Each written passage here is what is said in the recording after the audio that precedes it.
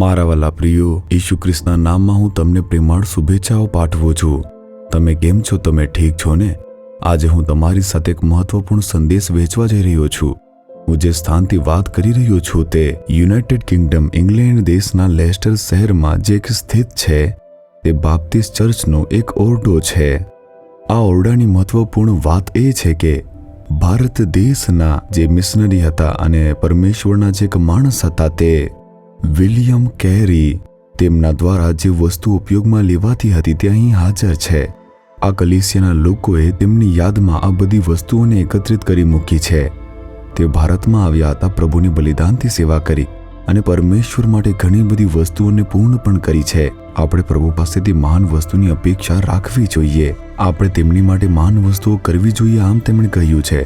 તેમની યાદમાં ઘણી વસ્તુઓ એકત્રિત કરવામાં આવી છે અને અહીં રાખવામાં આવી છે. તેમણે આ ચર્ચની અંદર કામ કર્યું, સેવા આપી. તે દિવસોમાં આ ચર્ચમાં ઉપદેશ આપ્યો હતો. પછી તે દિવસોમાં તેમણે ભારતમાં પ્રભુની સેવા પણ કરી હતી અને વર્ષ 1793 થી વર્ષ 1834 સુધી તેમણે અંત સુધી ભારતમાં પરમેશ્વરની સેવા કરી હતી. જે ખુરશીઓનો ઉપયોગ કર્યો તે પણ અહીં હાજર છે. તેમજ તેમણે મેળવેલા પત્રો અને ભારતથી જે લખેલા પત્રો હતા તે પણ બધા જ અહીં હાજર છે. તેમણે જે ચર્ચમાં સેવા આપી હતી તેના ચિત્રો પણ અહીં રાખવામાં આવ્યા છે. ઠીક છે, આજે પ્રભુ મને શું કહી રહ્યા છે જો તમે આમ પૂછો તો ફિલિપિયોનો 3 અધ્યાય તેની 14મી કલમની અંદર, હું ખ્રિસ્ત ઈસુમાં ઈશ્વરના સ્વર્ગીય આમંત્રણના ઇનામને વાસ્તે ધ્યેય તરફ આગળ વધું છું. આ છે ભારતનો રાષ્ટ્રીય રમત દિવસ છે એવી રીતે કહેવામાં આવે છે. ખેલાડીઓને પ્રોત્સાહિત કરવા માટે આ રમત દિવસને ઉજવવામાં આવે છે. જેઓ રમે છે તેમનો હેતુ શું હોય છે? મારે ગોલ કરવાનો છે, મારે રન બનાવવાના છે, મારે જીતવાનું છે, મારે દોડીને વિજય થવાનું છે. તેઓ ઘણા દિવસોથી પોતાને તૈયાર કરી રહ્યા હશે. તેઓ ઘણા દિવસથી વિજય થવા માટે પોતાનું એકમાત્ર ધ્યાન તેની રમત પર મૂક્યું અને વિજય રીતે તેને પૂર્ણ કરવા માટે માંગતા હશે. તે તેમને રમતમાં વિજય થવાને પૂર્ણ કરવા માંગતા હશે. વિલિયમ કેરી સાથે પણ એવું જ હતું. ભારતના લોકો વિશે પરમેશ્વરે તેમને જે દર્શન આપ્યું તેને પૂર્ણ કરવાની તેમની પાસે તે દ્રષ્ટિ હતી. તેમણે તેને મોખરે રાખ્યું હતું. તેમના માટે પ્રાર્થના કરી, તે કામને પૂર્ણ કર્યું અને બીજા ઘણા મહાન કાર્યો પૂર્ણ કર્યા. અને એ જ રીતે પરમેશ્વરનો તમારા માટે એક મહાન હેતુ છે. પરમેશ્વર તમારા દ્વારા ઘણા લોકોને આશીર્વાદ આપવા માંગે છે. પરમેશ્વર તમારા દ્વારા ઘણા મહાન કાર્યોને પૂર્ણ કરવા માંગે છે અને પરમેશ્વર તમારા દ્વારા ઘણા બધા લોકો માટે સારા કાર્યો કરવા અને તેમને ખુશ કરવાની ઈચ્છા રાખે છે. ઈશ્વર પાસે તમારા માટે એક મહાન યોજના છે. તે જે સ્વર્ગીય ઇનામ છે તેને મેળવવા માટે તમારે મુસાફરી કરવી જોઈએ અને તેના તરફ તમારે દોડવું જોઈએ. તમારે દોડવું જોઈએ અને વિજય રીતે દોડ પૂર્ણ કરવી જોઈએ. અને ઈશ્વરે તમારા માટે આ જ યોજનાને બનાવી મૂકી છે. તમારે તે તરફ આગળ વધવું જોઈએ. પાઉલ સાથે પણ આવું જ હતું. તે પોતાની ઈચ્છા સાથે આમ કહે છે, ઈશ્વરે મને જે માટે પકડી રાખ્યો છે તેના માટે હું તેની પાછળ દોડું છું. જ્યારે પરમેશ્વરે મને સેવા કાર્ય માટે બોલાવ્યો હતો વર્ષ 1974માં, પરમેશ્વરે કહ્યું, તમારા લોકોને જુઓ, ભારત દેશના લાખો લોકોને તમે જુઓ.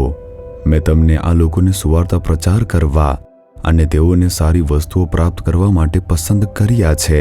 પરમેશ્વરે મને બોલાવ્યો અને છેલ્લા કેટલા બધા વર્ષોથી, છેલ્લા 50 વર્ષોથી જમણી બાજુ ન ફરીને, ડાબી બાજુ ન ફરીને મેં લોકોને સુવાર્તા પ્રચાર કર્યો છે, જેથી મારા લોકોને ઈશુનો આશીર્વાદ મળી શકે, તેઓને ઉદ્ધાર મળી શકે, તેઓને ઉપચાર મળી શકે જે તેઓ પ્રાપ્ત કરી શકે છે. હું તેની તરફ હંમેશા દોડતો રહું છું. હું તેના માટે પ્રાર્થના કરું છું અને તેના માટે હંમેશા પ્રયત્ન કરું છું. પ્રભુ તેના માટે મારો ઉપયોગ કરતા રહે છે.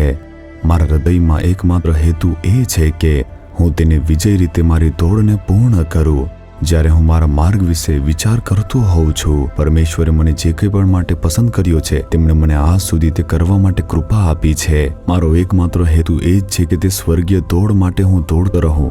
અને તેવી જ રીતે તમારા જીવનમાં પણ, ભલે તમે અભ્યાસ કરો છો, નોકરી કરી રહ્યા હો, વ્યવસાય ચલાવો છો, ભલે પ્રભુની સેવા કરતા હો, ભલે તમે એક ખેડૂત હો, ભલે તમે ડોક્ટર હો અથવા કે એક મોટા સરકારી અધિકારી હોઈ શકો છો, યાદ રાખો કે પરમેશ્વરનો તમારા માટે એક મહાન હેતુ છે. એક એવું કાર્ય જે તમારા દ્વારા તે પૂર્ણ થવું જોઈએ. પ્રભુ તમારા દ્વારા લોકોને આશીર્વાદ આપવાની યોજનાને પૂર્ણ કરવાના છે. તમારે તે દર્શનને પ્રાપ્ત કરવું જોઈએ.